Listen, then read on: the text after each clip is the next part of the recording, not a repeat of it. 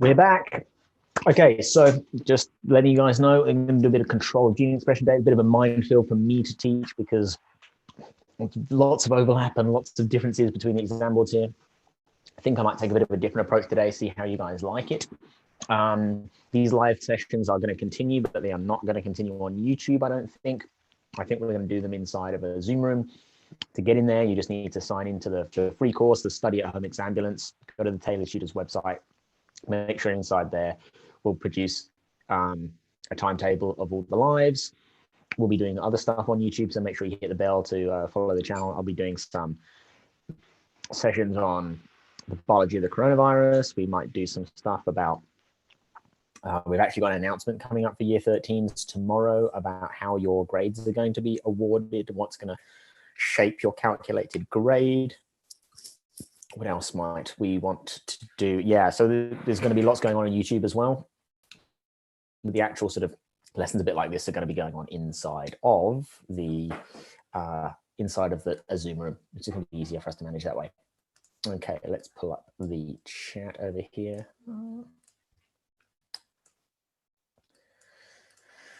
I think I'm going to be giving you some questions today. I might actually even have to refer to the spec for the first time ever, because control of gene expression, we don't know what time the announcement's going to be because we don't know when we can officially announce it. We're still waiting on a few final details, but yeah, I think we'll schedule it for something like 4 o'clock would be my best guess right now. We're going to have to wait until the DFES, I assume, make it public knowledge. I don't think we're allowed to make it public knowledge before they do. Hey folks, okay, so essentially control of gene expression is, okay, so what is a gene? Let's start with some basic stuff. I'm going to do some sort of discussion points with you today. I don't know how I might not write notes today. I might do some more questions and then explain the questions and do the breakdown. That's more what I normally do in my live classes with my students, is that my course is going to teach you all the content and I'm going to give you my exam technique. I'm going to show you how to break down the questions and understand what the questions are really going on about and how to get to the answers from what the question is. So yeah, the announcement that we're making tomorrow is about how the year 13 grades are going to be calculated. What's the the mechanism in a bit more detail. But again, come back tomorrow. I think 4 o'clock, if they've not made a statement. I imagine they will have made the statement by 4 o'clock. It's going to be on our YouTube channel. We're going to be, we basically are fully plugged in to, we have lots of fingers in lots of pies, and we have all the most up-to-date information.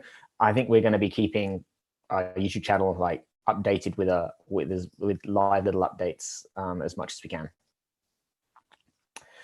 Save your questions about that and for that live. I don't want to get derailed by that. And there's still some things we're not going to know all the answers tomorrow. I'm hoping we're going to find out a bit more specifically, some more dates and a few more answers to some questions. But I mean, the full announcement with the government information, we will break down and relay to you so that you answer all your questions. Okay, so control of gene expression. What do we mean by that? What is a gene? Define a gene. This is something you could get asked to define. So one of the key terms that they ask you to give a definition of. Let's just drop my camera down a little bit.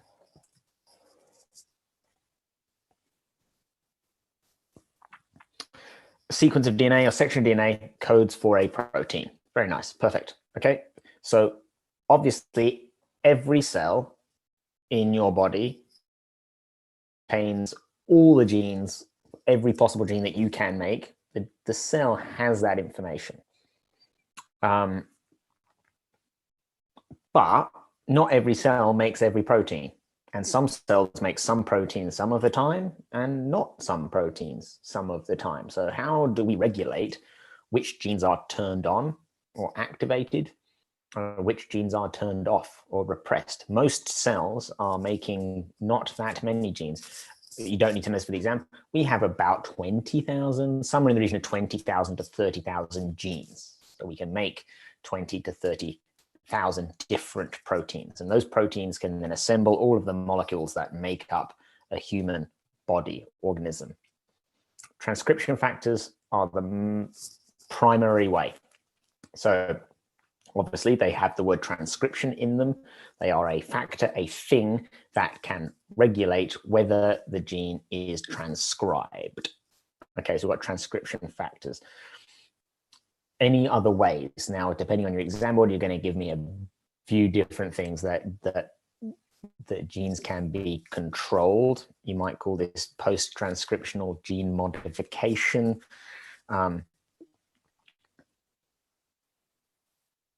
Everybody should be familiar with what a transcription factor is.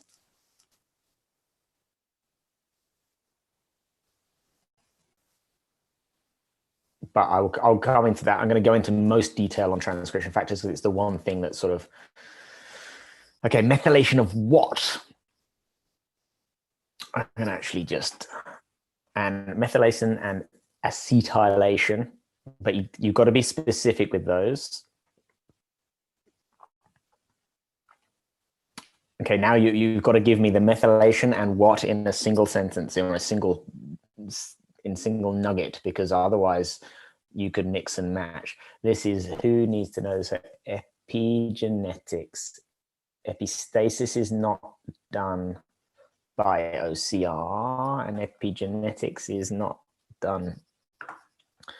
I'm going to have to double check. In fact, I've got my iPad, nice, with all my specification documents on it here. Let's go.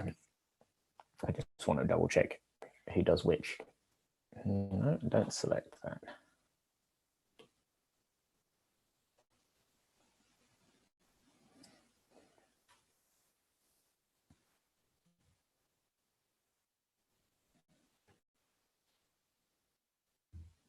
Okay.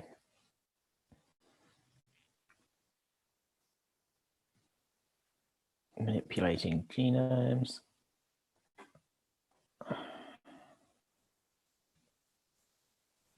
In fact, it's going to just be quicker to do it on my laptop, I think. So much for the iPad.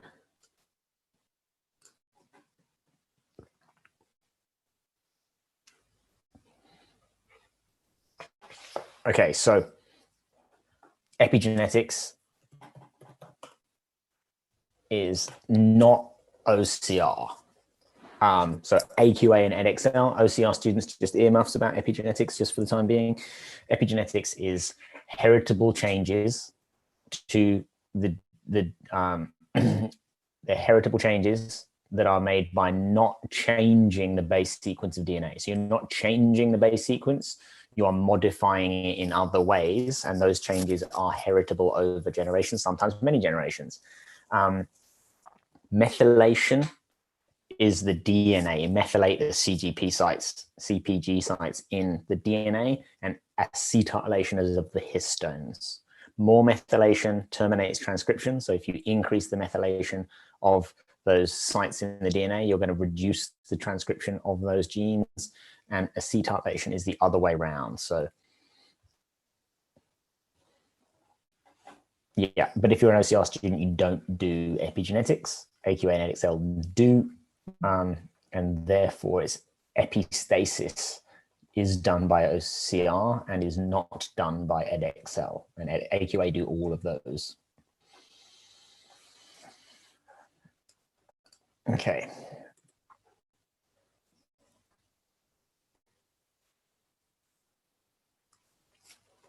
Okay.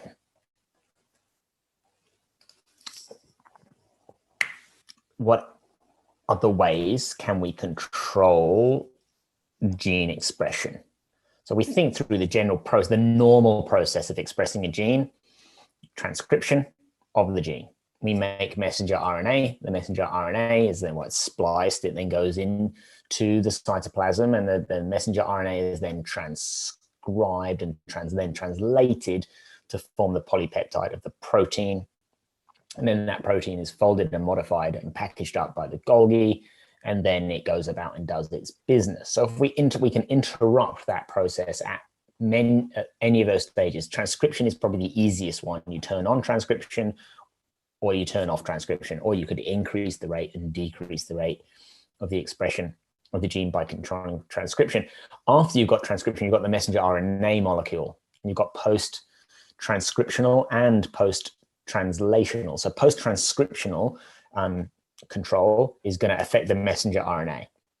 Transcription has happened, we've made our messenger RNA, and now we're going to do something to that. Post-translational is after it's been translated, so we've produced the polypeptide, and then we can influence whether that protein is put into use or not. Later on, there's very little on post-translational modification. Yeah, and pre-transcriptional, pre-transcription is basically going to be our transcription factors. Yes, methylation and acetylation is epigenetics. I'm not going to really do any work on post-translational. I can't think of any questions off the top of my head. That more than likely you've got your polypeptide at this point. It's going to have a tertiary structure of some sort. You can probably get something to bind to it that prevents it going about and doing its normal function. That would be, it could be a suggest question, and that would be the most valid suggestion. Okay, does hormone control come into it? Kind of, yes. You can use hormones to regulate the expression of genes. Okay, and what mechanism might that happen by? Let's run with that one. So hormones we could call a primary messenger in that case. The hormone is released into the bloodstream, it's widespread, it's long lasting. What else? And it's slow. Hormones travel slowly because they travel in the blood. They have a widespread effect. They have effect all over the body, or whichever cells have the receptor cells for them. And they are long lasting. Okay, so cyclic AMP. So we have our first messenger, or hormone, travels around the bloodstream, binds to a specific receptor on the surface cell membrane of a target cell, and that can bring about a change on the inside. So that processes the hormone or the primary messenger binding to its specific receptor is going to trigger a response on the inside of the cell. So that could be the formation of cyclic AMP, which is the C for cyclic AMP. What does it look like? The AMP is adenosine monophosphate. You might have probably heard of adenosine triphosphate, adenosine diphosphate. Well, this is the ATP. When it loses two phosphates, becomes AMP. And this is cyclic AMP. Yeah, and again, I'm not going to go mega into the detail here. The course is there to support you if you really want that, but I'm going to give you a nice overview. So that once you've produced that cyclic AMP, it's going to then bring around those changes. You're going to activate, there's going to be a bit of protein kinase probably going on there, but you're basically going to trigger a cascade of reactions that can either create an activator. A transcription factor is going to fall into two categories. You're either going to be an activator as a transcription factor, can bind on to, where does the transcription factor bind on to the DNA? Nearly made a little mistake there.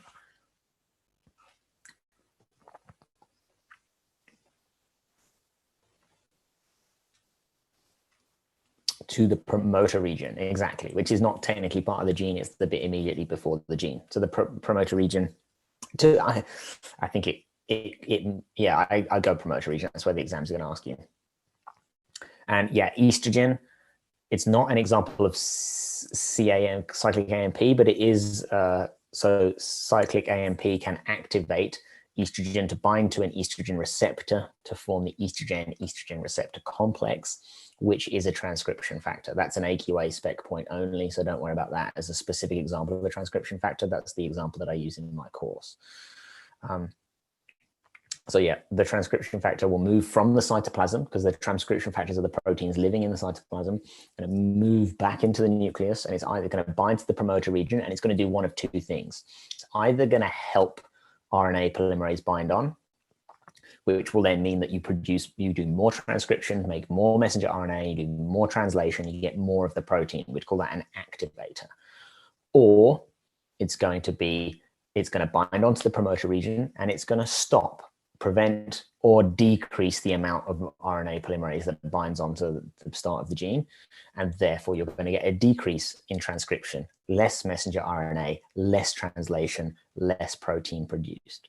So transcription factors, depending on the cell, depending on the actual transcription factor, can be either an activator or a repressor. And so increase or decrease the rate of transcription. What is a transcription factor? It's a protein that binds to the promoter region of a gene to either increase or decrease the rate of transcription. So we've got to be super careful with our terminology and our language. Is estrogen an example of CAMP? The process in general, it's an example, but it is not. Cyclic AMP is adenosine monophosphate or cyclic adenosine monophosphate. So an estrogen is a different molecule entirely. The only real place that you're going to come across on the operator region, which exam board do you do? Probably the Lac Operon. And obviously the Operon is giving us a little clue into the operator region there. Yeah, so Lac Operon is how lactose permease expression is regulated in prokaryote. No Lac Operon in AQA. No.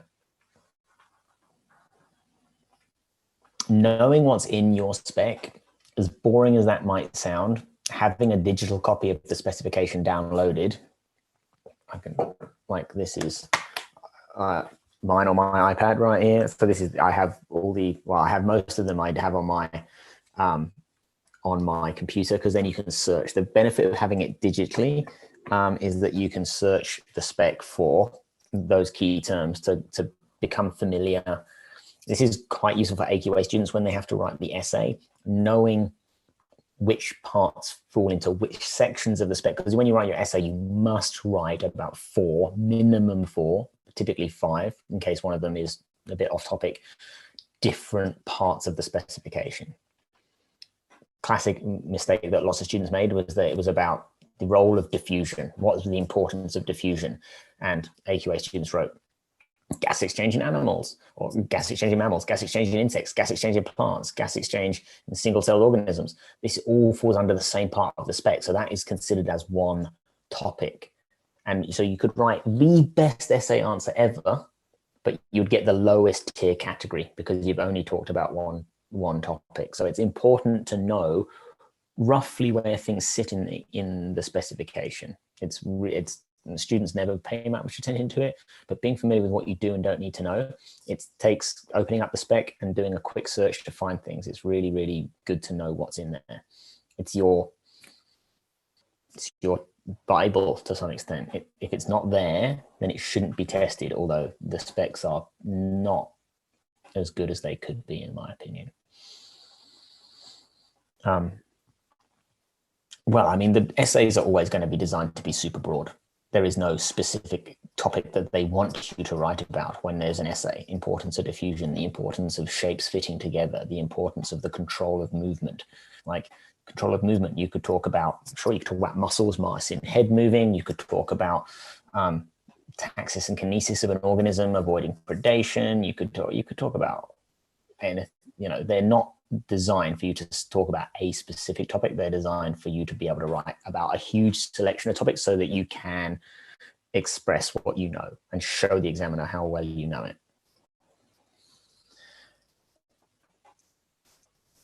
The essay, yeah, there's a full section on the essay in the course. I might do some live classes on it, but I mean, obviously it's only useful for AQA students, which is 60% of you, but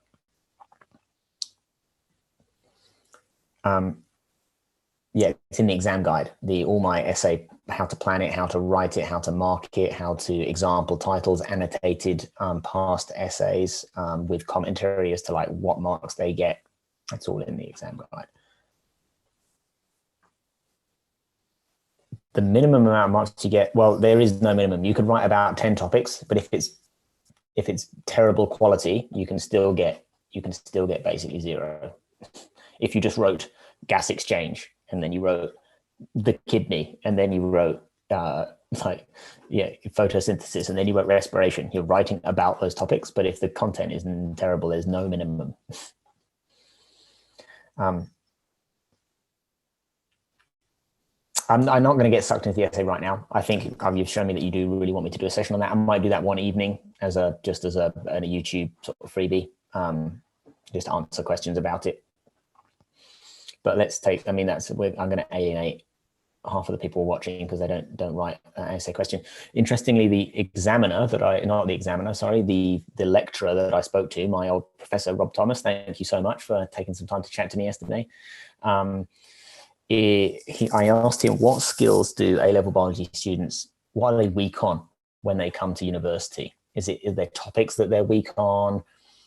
And his response was being able to not verbally, but express a quality argument, basically being able to write essays, because so many of you don't do it. And so many of you that do it only really think about it right at the very end. Like that as a process of being able to describe what is wanted and what is needed to answer a biology argument or create a biology argument and be coherent and be accurate and give detail is the thing that most students are poor at doing when they start biology degrees. So that is something I might look at developing with universities, like training students how to do that. We might do like mini courses on, if you want to become a medic, what skills could you sort of polish up on to impress the uni when you get there? Same for dentistry or veterinary or biology or chemistry or math. There's no kidneys in Edexcel. No, they don't do. They do homeostasis in Edexcel is control of temperature, control of body temperature, positive, negative feedback. That's it. The Edexcel spec is super weird. They've put in all sorts of random things like time of death of a mammal and medical scanners and performance enhancing drugs and surgery, and they're like not doing homeostasis in any great detail whatsoever. It's just so weird to me. Control of body temperature is a part of the AQA spec. It's not a huge, they don't ask many questions on it, but it is in there. Shivering, sweating, etc.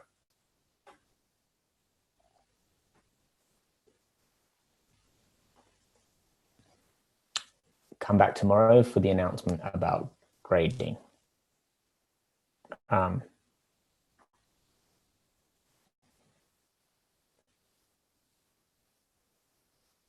Okay. I wonder if I could just do some drawing-y stuff with you. This topic is a bit of a, as I said, it's a bit of a minefield in terms of what's going on here? Just detach. Awesome iPad stand. Or maybe we can do some questions. What do you want? Okay, I'm going to let this open to you. I clearly haven't had a shower this morning. Just coffee and Zoom is what I'm living on right now. Okay, I'll find some questions on this.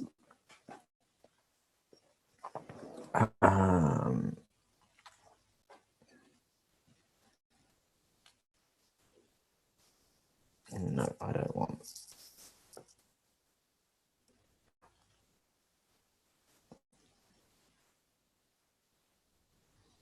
Okay. That should be pretty relevant to everyone. What question number was it? 6B.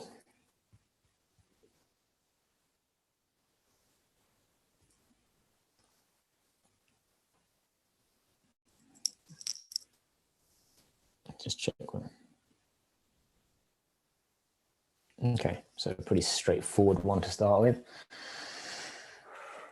Okay, where's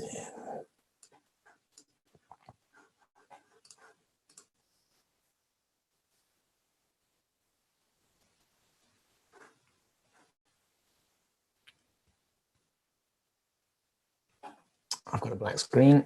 You also have a black screen. Let's try that again.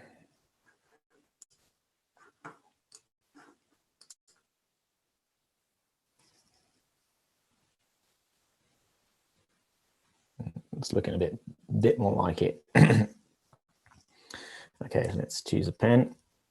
I'm going to again analyze the question in blue to be consistent with my exam guide here. So this is something you should be trying to train yourself to do in practice so it becomes second nature.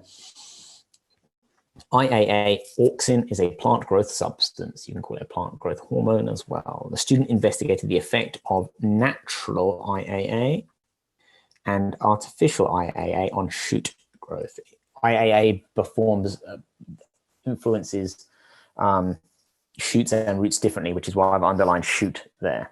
The diagram below shows her setup, the direction of light, agar block containing artificial on the left, natural on the right, pin holding it in place, growth surface of the mealing, shoot of young seedling. Notice how it's had the shoot tip removed. Why has it had the shoot tip removed could be a question, because the shoot tip is where the IAA is produced.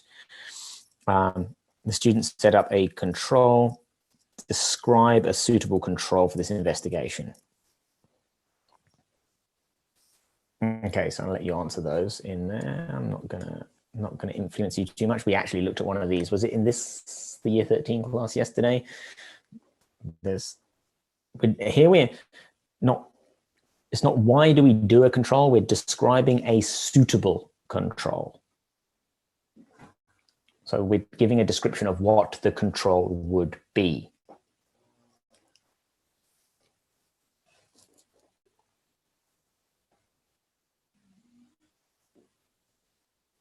Okay, so shoot tip without the agar block, but what if it was the agar that is influencing the behavior of the shoot tip? Maybe there's a nutrient in that agar and the plant just loves the agar and it grows because of the agar.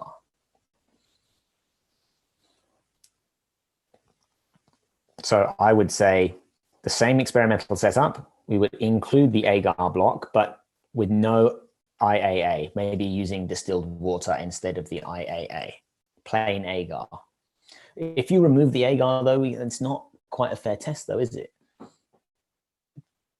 It's like you have to, giving someone an injection with a drug in it and not injecting them is not the same. You need to inject them with a saline solution or something, because it might be the placebo effect of receiving the injection that gives them maybe the inflammation response we get to that tiny pinprick is going to influence our immune response. And so maybe the injection itself, the physical act of the injection is doing something. So here again, maybe it's the gravitational force exerted by the agar block, which is doing something to those cells. We don't know. So you want to simulate it as best you can, but replacing the active ingredient or the thing that we are investigating as the independent variable, you want to replace that with something that is neutral. It could be, if you're looking at enzymes, it could be the boiled or denatured enzyme, something like that.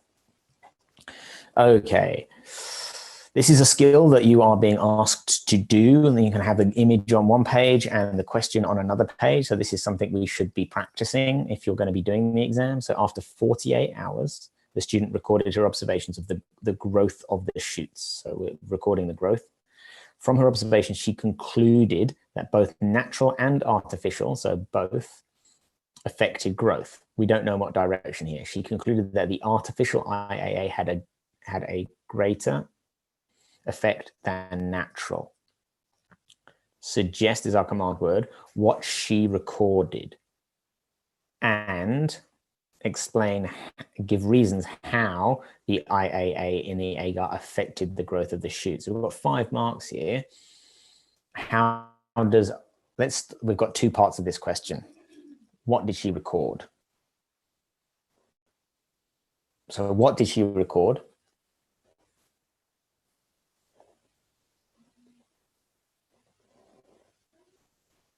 What's actually going on in this?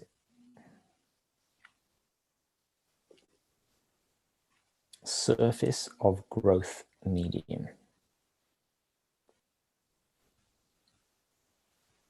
I'm assuming this means like soil.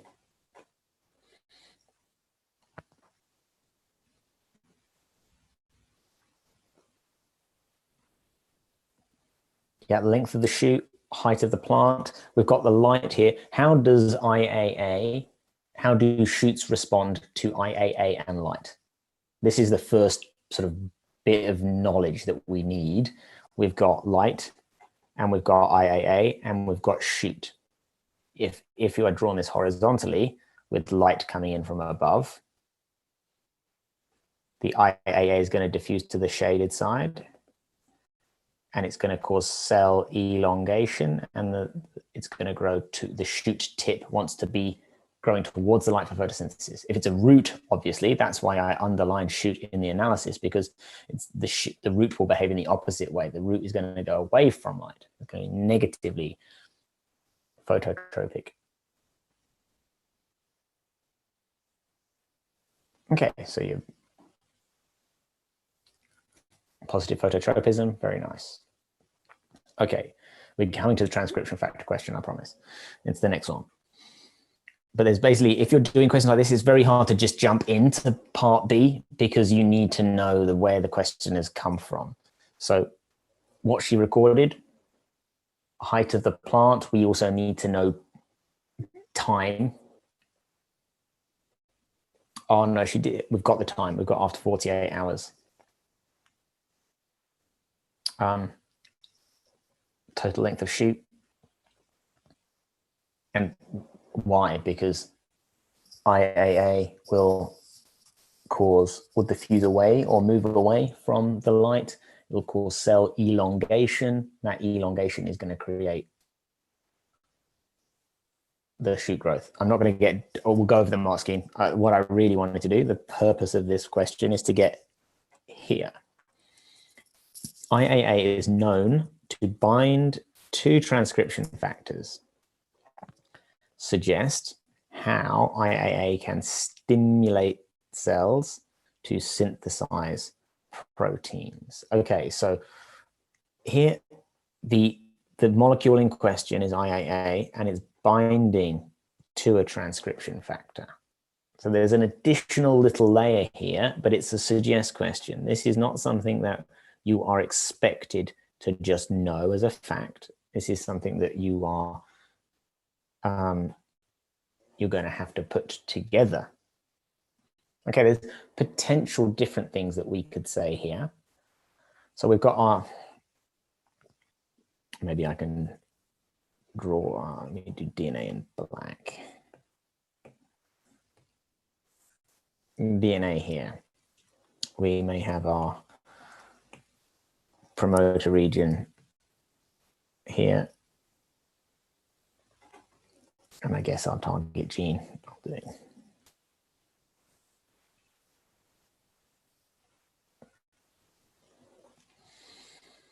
We have a, what am I going to do? My IAA. Again, I don't know this. This is a suggest question. I don't remember this question from the past. This is back in 2013. If I draw my IAA as being just a triangle. Imagine this was enzymes. Imagine this is an enzyme. This is a molecule. A molecule binds to an enzyme, and now it is able to do its job. It becomes functional. So without the molecule bound, so enzyme on its own, non-functional. With the molecule, enzyme plus IAA in this case, is functional. So that's how, I mean, that's the theory that they're looking at you to link here. I'm using an enzyme as an example because I think you're going to find it easier to fathom. In this circumstance, what is the transcription factor? A transcription factor is a protein. So my IAA I'm drawing as this purple triangle. My transcription factor I'm going to draw over here like, okay, I'm just making this up as I go along right here. So, so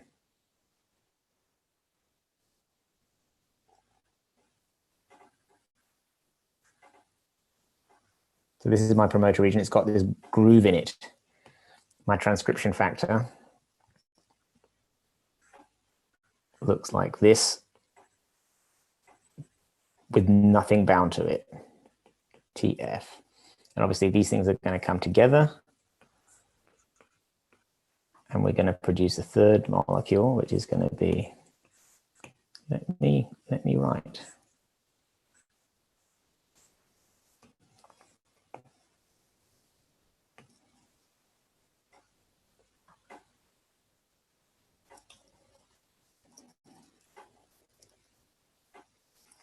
Obviously, this is a diagrammatic simplification of what I think is most likely the answer going to be, and I might prove to be wrong, but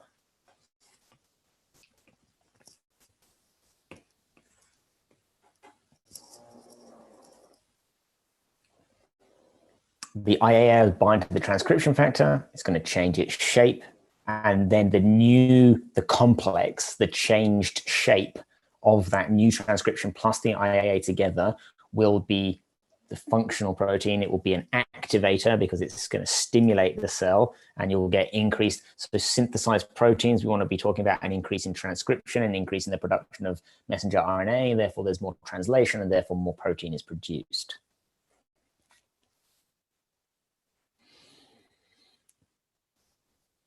So basically, the transcription factor before the IAA is bound to it is not doing its thing, just living in the cytoplasm, biding its own time. The IAA binds, it then becomes complementary to the promoter region, and then it can bind to the promoter region. That's my version. Let's see what the mark scheme says, shall we? I wonder if I come out of this and will it have saved my... Okay, well, first of all, there's a mark for saying that the IAA enters the cell, which is, I didn't even think to write about. Reference to the movement within the cell. IAA in cytoplasm to nucleus.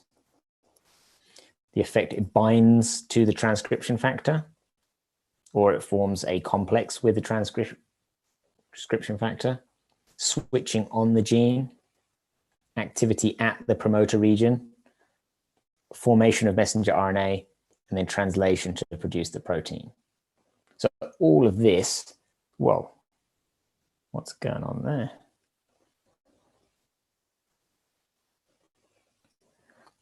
All of this, oh, that's why I tapped. All of this, oh, give me a pen back. Is basically generic.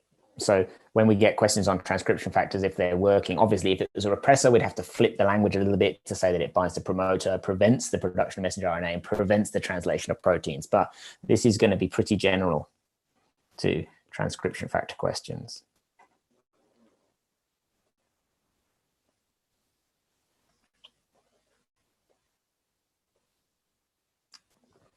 Yeah, essentially, because they're not expecting you to know about the specifics of IAA and transcription factors. They are expecting you to know that a transcription factor is a protein. And if anything binds to a protein, it can change its shape and make it, and therefore it's changed shape. And the way that proteins work, like lock and key, induced fit, is that the shape of the tertiary structure of the protein controls its functionality. They are all bits of on-spec knowledge they're going to expect you to know for sure. But the actual details of each individual question is going to change. This is a suggest question. That is what they do, but it's not, you've got to learn how to join those dots, basically. Something binding to a protein that suddenly is able to do something is a relatively simple deduction. Like, okay, this binds to a protein, the protein is therefore going to change shape, and now it's able to do its thing. Is that clearer to you now? I mean, that alone is a great little nugget of information to latch on to. They're the types of suggestions. When people say they struggle with application questions, it's really that, and that's why you've got to do a load of past papers. Doing one paper one, one paper two, and one paper three, so doing 3 complete past papers the week before your exam, is you need to see the patterns. You need to make that mistake, unless you've got me telling you week on week in my live classes. You need to do that and make those mistakes 3 or 4 or 5 times. And when you do the 4th one, it's like, oh, but it's the same answer again. Yes, it's the same answer. Of course, it's the same answer. The answers don't change that much, but the difficult thing is being able to identify what's going on in the question. Activity, basically that it's binding to the promoter region. More or less that you have to mention that you can't just say, where is that control event taking place? It would also allow that same marking point is saying that you could say it says reference to RNA polymerase activity, always worth mentioning the enzyme in there as well. You could say that the transcription factor and the IAA complex activates or encourages or allows or increases the rate of RNA polymerase binding at the promoter region. Well, why do you have to mention the promoter region? Because that's where that control event is taking place. It's not taking place in the middle of the gene. It's not taking place at a different gene. You want to make a protein. That protein is coded for by gene, and the switch, the on-off switch, takes place at the promoter region. Otherwise, well, it's just a detail. You don't have to say it, but if you don't say it, you don't get the mark for it. There are 7 marking points on this mark scheme for a 4-mark question. So you don't have to say promoter region to get 4 marks, but it is one of the marking points because that's where it takes place. And that will always be the case with transcription factors. Oh, what were the answers to the first questions? That's a great point and probably a good area for us to call today a day.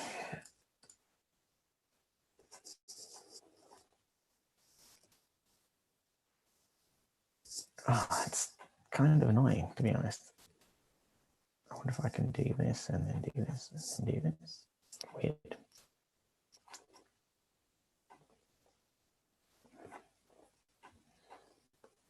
Okay. Okay, so the cut shoot without IAA present or without the agar blocks. I'm surprised to see that as an answer. Agar block with no IAA, I think, is a better answer. Personally, they're all except. So,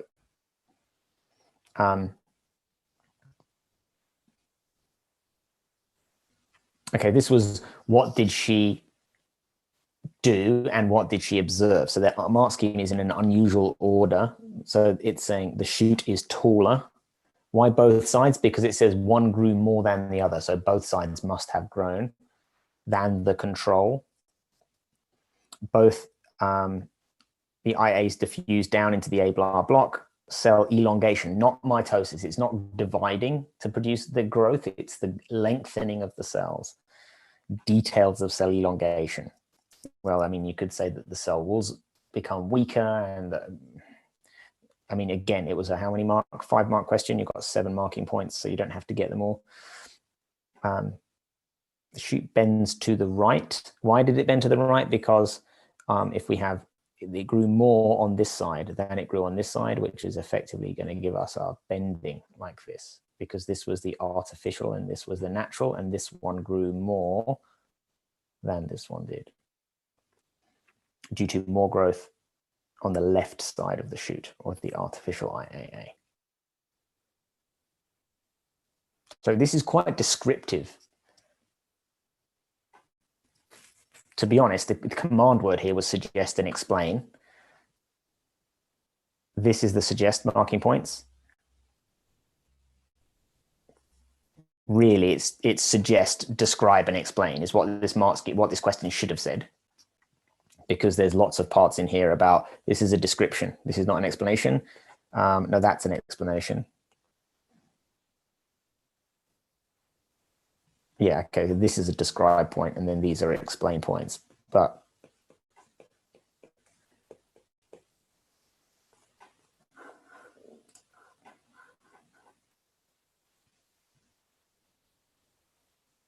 yeah, but there's a difference between the cell elongating and the cell dividing. So that growth, that increase in length is coming from the cells getting longer, not by producing more cells. The elongation is what all the AQA, OCR, and EdXL will use the phrase cell elongation. But they're basically looking for you to understand that the cells are lengthening, not the cells are dividing. The details of cell elongation, how does it come about? Most mark schemes won't go into details on how cell elongation happens.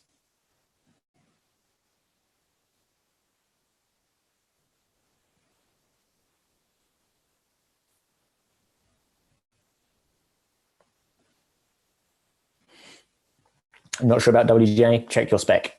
As always, check your spec. That is the thing that you should be referring to. Plant growth hormones, plant growth factors, auxin, or IAA. Search your spec for one of those 4 key terms, and you will either, if you find nothing for any of them, then you can be pretty confident that there's nothing in there about control of, or tropism would be the only other key term that you might want to search about. Okay, so that session I did slightly differently. Didn't write any notes. Much more conversational, much more sort of Q&A, a little bit of a question. I could do more questions next time. As I said, I'm going to be doing tomorrow on YouTube, and I will then be moving these lessons inside of the Zoom room, totally free, but you do need to be inside the exambulance and turn up to the exambulance at the right time. I am going to be doing a check-in for biology students 2 until 3 p.m. 2 to 3 p.m. is going to be my check-in time. Same time tomorrow, but next week inside the study at home exambulance will be 2 to 3 p.m. I'm not going to be delivering content. I'm going to be taking drop-in questions, and I'll be guiding you through using the TT method, TT revision method. 2 to 3 is chemistry this week. Next week, everything's going to change. We're going to put a timetable up inside the exam, study at home exambulance. So next week, chemistry is going to be 4 till 5. 4 till 5 next week. We moved things to the afternoon because you guys said that you wanted to sleep in the mornings. So we listened to you guys. We're going to be doing 1 hour and doing it drop in to support everybody.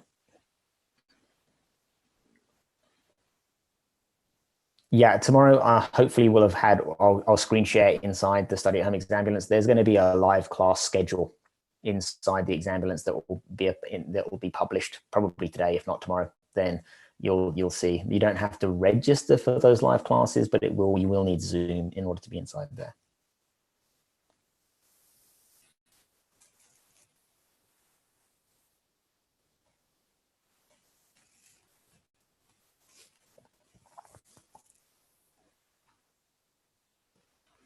A live class this evening. It's Thursday today. Do I want to email everyone? I could probably get that ready. We are trying to basically finalize all of these live events for the exambulance. Check your email. I will make a decision in that before lunchtime today, and I'll email our subscribers to let you know about a live class. We are, from next week, we're going to be doing drop-in study hours for our subscribers throughout the week. But I will send you, yeah, I think I'll email all my biology subscribers today if I'm going to do one tonight.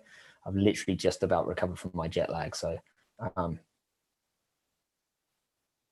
do that.